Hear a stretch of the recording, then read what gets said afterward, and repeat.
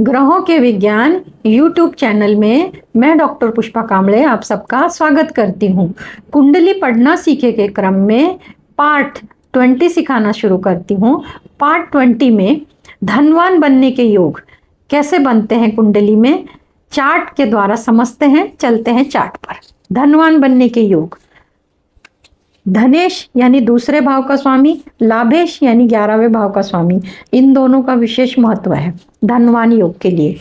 कुंडली में धनवान योग देखने के लिए लग्न, लग्नेश, चंद्र, सूर्य और धनेश और लाभेश, इसको पहले कुंडली से ही समझ लेते हैं। लग्नेश यानी कि पहला घर, ये पहला भाव, और लग्न और लग्नेश यानी कि इसका स्वामी शनि, इसका स्वामी उसको लग्नेश कहते हैं। चंद्र, सूर्य, चंद्र और सूर्य की स्थिति देखना है। सूर्य रवि, चंद्र इधर, इसकी स्थिति। धनेश, धनेश यानी 12वें घर का जो स्वामी है वो धनेश है, और लाभेश जो 11वें घर का स्वामी है वो लाभेश। तो इस तरह ये सूत्र लगा के आगे आगे एक एक सूत्र कंप्लीट करेंगे।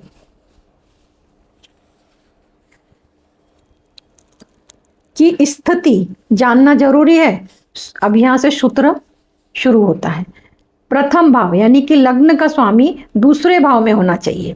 इस भाव का स्वामी दूसरे भाव में होना चाहिए। तो ये है दूसरे भाव का स्वामी दूसरे भाव में होना चाहिए। अब इसका जो स्वामी इधर दूसरे भाव में नहीं है,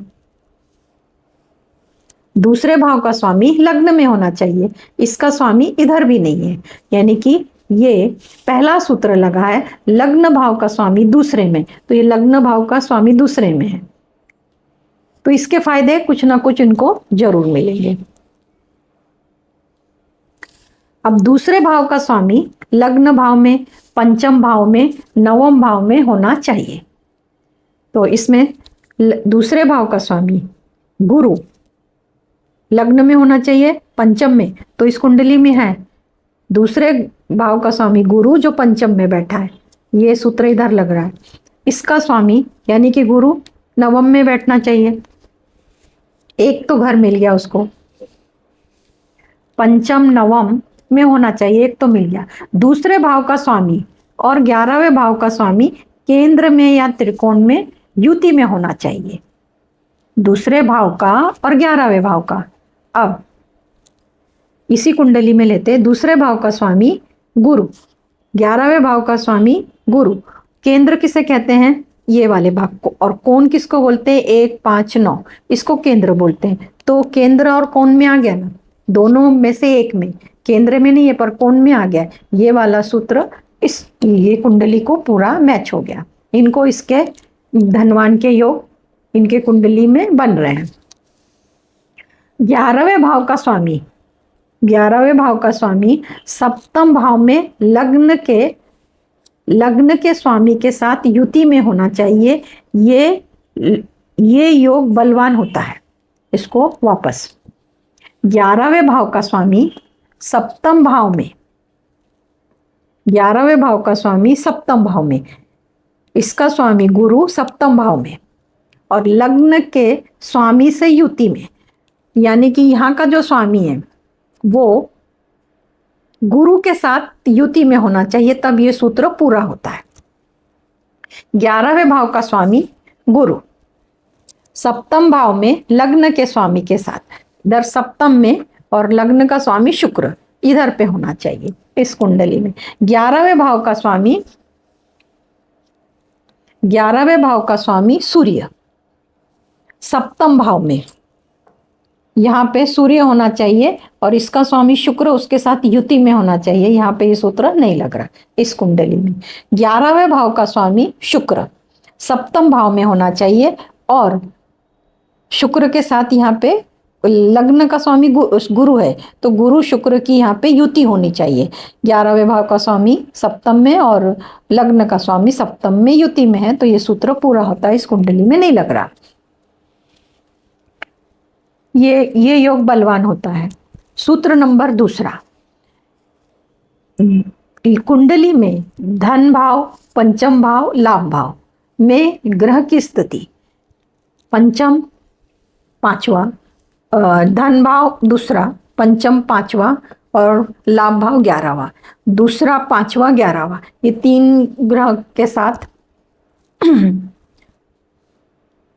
कुंडली में धन भाव, पंचम भाव, लाभ भाव में ग्रह की स्थिति राहु केतु को छोड़ के, तो एक एक करके समझते हैं, इस सूत्र को एक एक करके समझते हैं।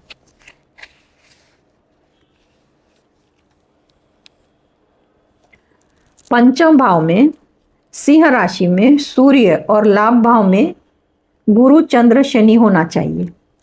पंचम भाव में सिंह राशि होनी चाहिए, यानी कि 5 नंबर होना चाहिए और वहां पे सूर्य होना चाहिए। पंचम भाव में सिंह राशि और वहां पे सूर्य होना चाहिए, और लाभ भाव उसी से 7वां है। और यहाँ पे कौन कौन से ग्रह होने चाहिए? गुरु चंद्र शनि। ये ग्रह अगर इधर है तो इसमें ये सूत्र लागू पड़ता है और धनवान योग बनते हैं। इस कुंडली में देखते हैं पंचम भाव, यहाँ पे सिंह राशि होनी चाहिए और सूर्य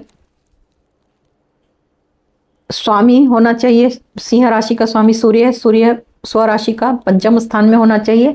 लाभ में गुरु चंद्र शनि, यहाँ भी ये स्थिति नहीं है। इस कुंडली में सिंह राशि नहीं है, यहाँ पे सूर्य, सामने मंगल है।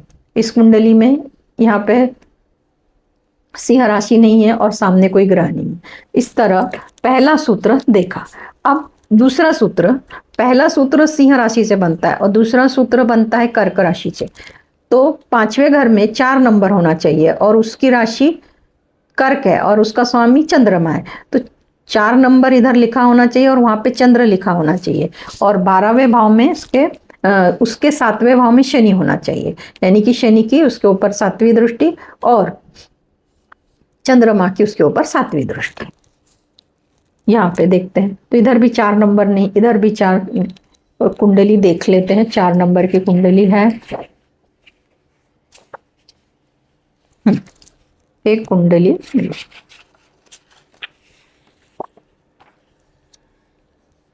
पंचम भाव में कर्क राशि में, पर चंद्रमा इस राशि में नहीं है और लाभ भाव में शनि होना चाहिए, तो यहाँ पे केतु है नहीं। उसके बाद तीसरा सूत्र, पंचम भाव में मेष राशि होनी चाहिए, 1 नंबर होना चाहिए, 1 नंबर, 1 नंबर नहीं। पंचम भाव में किसी एक कुंडली से समझते हैं। पंचम भाव में अगर यहाँ पर पंचम भाव में 1 नंबर लिखा है, 8 नंबर लिखा है और वहां पर मंगल लिखा है और सामने शुक्र होना चाहिए। यहाँ पे सामने 11वें भाव में लाभ भाव में शुक्र होना चाहिए। इधर स्व राशि का मंगल, मेष राशि का, वृश्चिक राशि का और सामने शुक्र होना चाहिए, तब धनवान स्थिति बनती है। पंचम भाव में मिथुन राशि, हाँ अब इधर पंचम भाव में मिथुन राशि है पर इसका स्वामी बुध इधर नहीं है। मिथुन राशि में, कन्या राशि में बुध होना चाहिए और लाभ में चंद्र मंगल गुरु होना चाहिए। इधर बुध होना चाहिए, इधर चंद्र मंगल गुरु होना चाहिए।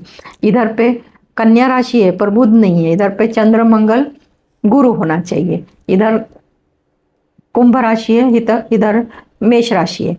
यहाँ पे इस सूत्र के लिए मिथुन और कन्या राशि ये दोनों कुंडलियों में है। एक कुंडली में एक भी कुंडली में स्वराशि का बुध नहीं है, इधर भी बुध नहीं है और इधर भी बुध नहीं है, तो ये सूत्र लागू नहीं पड़ता।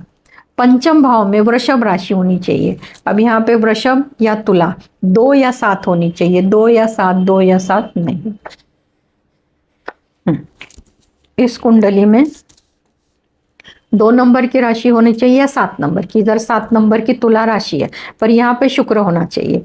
यहाँ पे 2 नंबर की राशि है पर यहाँ पे शुक्र होना चाहिए और लाभ भाव में मंगल होना चाहिए। सामने, इसके सामने मंगल होना चाहिए, इसके सामने मंगल होना चाहिए, तो दोनों कुंडली में तो ये वाला सूत्र इस कुंडली में लागू नहीं पड़ता। अब पंचम भाव में धनु राशि, यानी कि यहाँ पे 9 नंबर होना चाहिए, 12 नंबर होना चाहिए और गुरु होना चाहिए और सामने होना चाहिए शुक्र, उसके सामने शुक्र होना चाहिए। इधर धनु या मीन होना चाहिए राशि और उसमें गुरु लिखना चाहिए और सामने शुक्र होना चाहिए। इधर धनु और मीन होना चाहिए, सामने शुक्र होना चाहिए। इधर धनु और मीन, गुरु इधर है पर उसके शत्रु राशि में शुक्र में और सामने होना चाहिए शुक्र, तो नहीं है, तो ये भी सूत्र लागू नहीं पड़ता। पर इसमें से कोई एक भी सूत्र लगता है तो भी धनवान योग बनता है। पंचम भाव में मकर या कुंभ राशि, मकर या कुंभ राशि, मकर या कुंभ, तो मकर राशि कुंभ राशि नहीं है।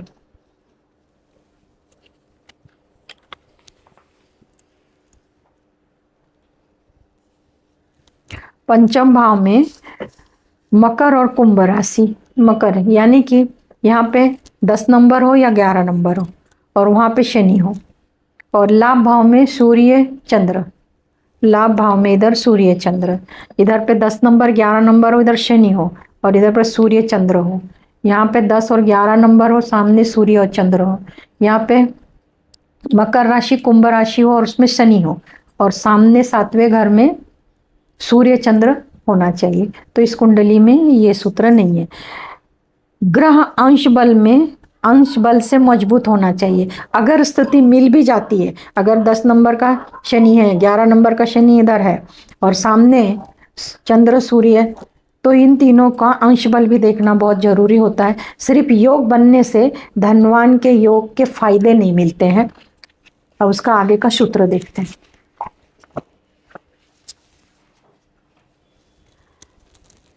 सूत्र तीसरा, धनवान योग के लिए गुरु शुक्र बुध और लग्नेश अशुभ ग्रह की दृष्टि में युति में नहीं होना चाहिए।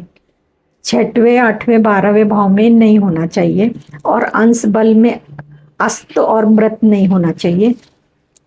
इनमें से एक भी ग्रह बलवान होता है तो धनवान योग बनता है। अब ये 3 योगों को हम उदाहरण कुंडली से समझते हैं।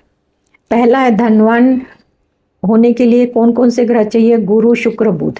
ये तीनों की स्थिति लग्नेश अशुभ ग्रह की दृष्टि में नहीं होना चाहिए। तो इसमें देख लेते हैं। लग्नेश शनि है, शनि के ऊपर अशुभ राहु केतु की दृष्टि तो नहीं पड़ रही, तो ये शनि अशुभ ग्रह की दृष्टि में नहीं है। युति में तो युति में भी नहीं है और 6वें 8वें 12 में, 6वें 8वें 12 में तो नहीं है। और अंश बल में अगर इसके अंश बल देखेंगे तो ये अस्त भी नहीं होना चाहिए और मृत भी नहीं होना चाहिए। इनमें से एक भी ग्रह बलवान होता है। तो अब इधर तो इसका स्वामी शनि आया और ग्रह बताए गुरु शुक्र बुध। अगर गुरु शुक्र बुध ये बलवान है तो ये योग के फायदे मिलते हैं। पर इस योग में लग्नेश पे पड़ने वाली दृष्टि नहीं पड़ रही, लग्नेश बलवान है। अब गुरु को देख लेते हैं, गुरु इस कुंडली में कहाँ है। तो गुरु अच्छी स्थिति में है, गुरु कोण में बैठे हुए हैं, गुरु की स्थिति अच्छी, पर गुरु के ऊपर केतु की दृष्टि, अशुभ ग्रह की दृष्टि है। शुक्र देखते हैं कहाँ है, शुक्र के ऊपर किसी ग्रह की दृष्टि है तो शनि की दृष्टि है। और अभी बुध को देख लेते हैं, बुध कहाँ है, बुध के ऊपर बुध इधर पे एक ऐसा ग्रह है परंतु इसके ऊपर किसी की दृष्टि नहीं पड़ रही, पर बुध 6 8 12 में बैठा है। यानी कि ये पूरा सूत्र इस कुंडली को गुरु शुक्र बुध से भी नहीं लगा और लग्नेश से भी नहीं लगा। लग्नेश पावरफुल है परंतु ये तीनों ग्रह अशुभ स्थिति में है, ये सूत्र इस कुंडली में। इसलिए इनमें से एक भी ग्रह बलवान होता है तो इसमें से एक भी ग्रह बलवान नहीं है। लग्नेश बलवान है पर इनमें से एक भी ग्रह बलवान नहीं है। सूत्र चौथा, ग्रहों के अनुसार धनवान बनने के योग। ग्रहों के अनुसार तो पहला ग्रह गुरु लिया। अगर गुरु आपकी कुंडली में जहां है उस अच्छी स्थिति में है तो ऐसा जातक खुद की कमाई से धनवान बनते हैं।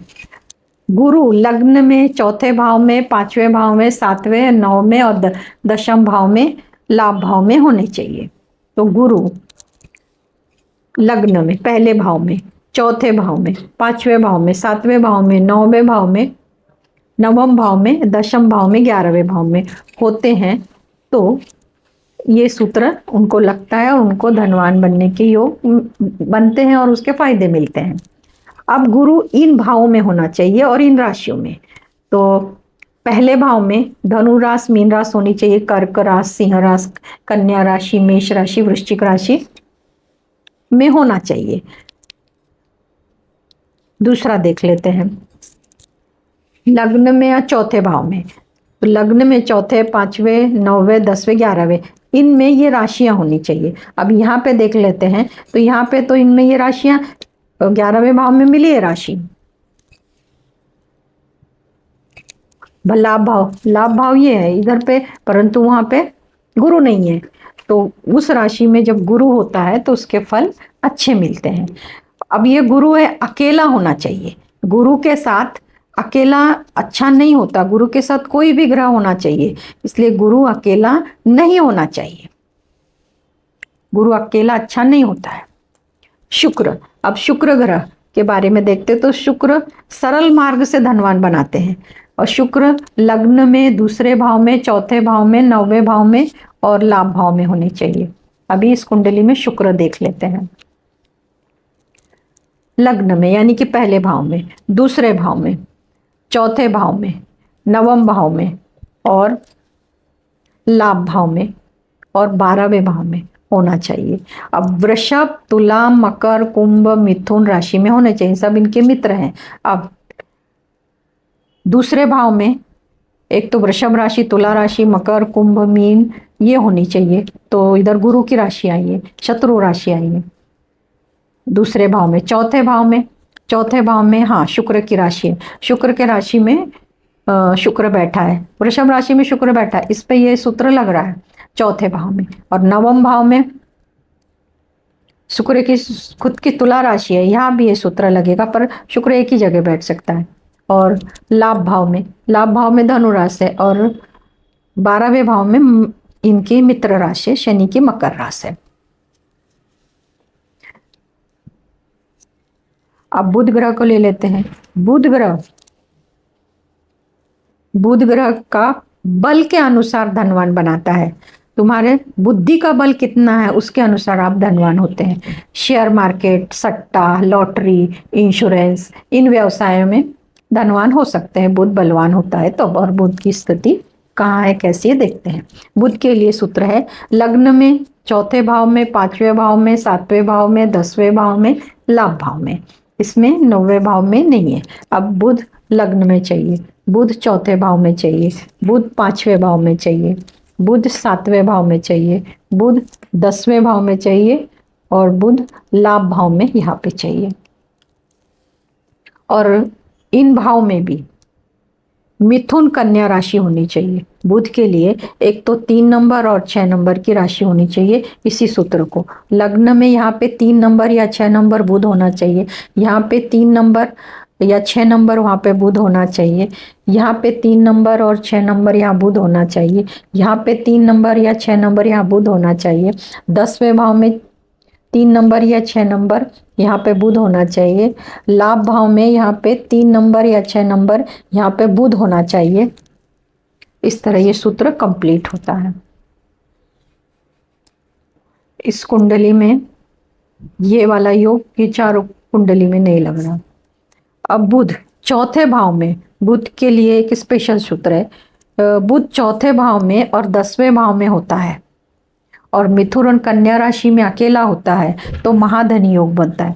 यानी कि एक तो इसमें 3 नंबर लिखा हो और यहाँ पे बुध लिखा हो, यहाँ पे 3 नंबर 6 नंबर लिखा हो, बुध लिखा हो, यहाँ पे 3 नंबर 6 नंबर बुध लिखा हो, यहाँ भी 3 नंबर 6 नंबर बुध लिखा हो, यहाँ भी बुध लिखा हो, तो ऐसी अवस्था में पर बुध अकेला होना चाहिए, राशि में अकेला होता है तब महाधनी योग बनता है।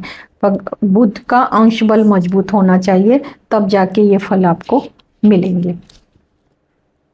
गुरु ग्रह से, शुक्र ग्रह से, बुध ग्रह से ये 3 महायोग बनते हैं। इनके फायदे जिन जिन कुंडली में ये योग बने हैं उनको तो ये फायदे मिलते हैं, परंतु जिनके कुंडली में ये योग नहीं बनते हैं उनके लिए उपाय योजना करना जरूरी होता है। धनवान योग के लिए धन भाग पे, लाभ भाव पे अशुभ ग्रह की दृष्टि है और ग्रहों पे अशुभ ग्रह की दृष्टि है और ग्रह अंश बल में कमजोर है, ऐसी स्थिति में इसके शुभ परिणाम नहीं मिलते हैं, परेशानियां बढ़ती हैं, धनवान होने के योग नहीं बनते हैं। तो 12 राशियों के लिए, ग्रहों के लिए ऊर्जा बढ़ाने के लिए रुद्राक्ष पूजन, वनस्पति पूजन, मंत्र साधना, पूजा पाठ मैंने मेरा दूसरा चैनल स्वदर्शन ध्यान साधना यूट्यूब चैनल में विस्तार से संपूर्ण जानकारी बताई है। आप उस चैनल से जानकारी ले सकते हैं। इस चैनल का लिंक मैं आपको आई बटन पे देती हूँ। आप उस चैनल पर जाके जानकारी प्राप्त कर सकते हैं। धन्यवाद।